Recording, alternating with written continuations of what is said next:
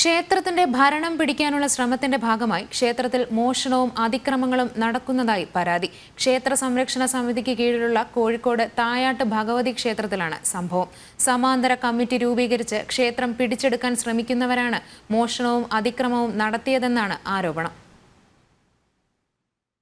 45 വർഷമായി ക്ഷേത്ര സംരക്ഷണ സമിതിക്ക് കീഴിൽ പ്രവർത്തിക്കുന്ന ക്ഷേത്രമാണ് കോഴിക്കോട് എരഞ്ഞിപ്പാലം ശ്രീ തായാട്ട് ഭഗവതി ക്ഷേത്രം.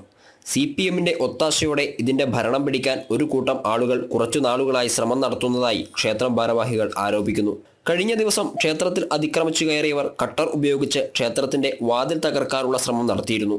ക്ഷേത്രം പ്രസിഡന്റിന്റെ ജാതിയെ അധിക്ഷേപിക്കുന്ന രീതിയിൽ ഉപയോഗിക്കുകയും പൂട്ടിനകത്ത് പശ പോലെയുള്ള ദ്രാവകം ഒഴിച്ച് പൂട്ട് നശിപ്പിക്കുകയും ചെയ്തു. ഇതൊക്കെ പരാമർശിച്ച് നടക്കാവ് പോലീസിൽ പരാതി നൽകിയെങ്കിലും പരാതി രജിസ്റ്റർ ചെയ്തില്ലെന്ന് ഭാരവാഹികൾ പറഞ്ഞു.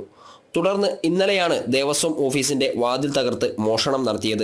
ക്ഷേത്രത്തിൽ അക്രമം നടത്തുന്ന CCTV ദൃശ്യങ്ങൾ അടങ്ങിയ ഹാർഡ് ഡിസ്കാണ് മോഷ്ടിച്ചത്.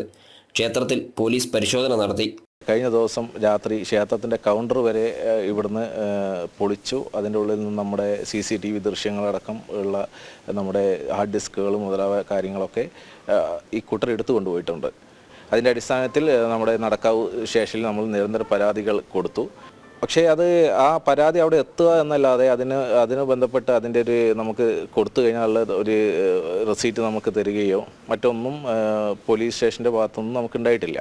CPMന്റെ ചില പ്രാദേശിക ആളുകൾ ഈ പ്രാദേശിക ആളുകൾ നിരന്തരം ഇവിടെ വന്നിട്ട് നമുക്ക് പ്രകോപനം ഉണ്ടാക്കുന്നുണ്ട്. ക്ഷേത്ര സംരക്ഷണ സമിതിക്ക് കീഴിലുള്ള അമ്പലം ആർക്കും വിട്ടുകൊടുക്കില്ലെന്നും ക്രമസമാധാന പ്രശ്നം ഉണ്ടാകാതിരിക്കാനുള്ള നടപടികൾ പോലീസ് കൈക്കൊള്ളണമെന്നും ഭാരവാഹികൾ ആവശ്യപ്പെട്ടു. ജനം, കോഴിക്കോട്.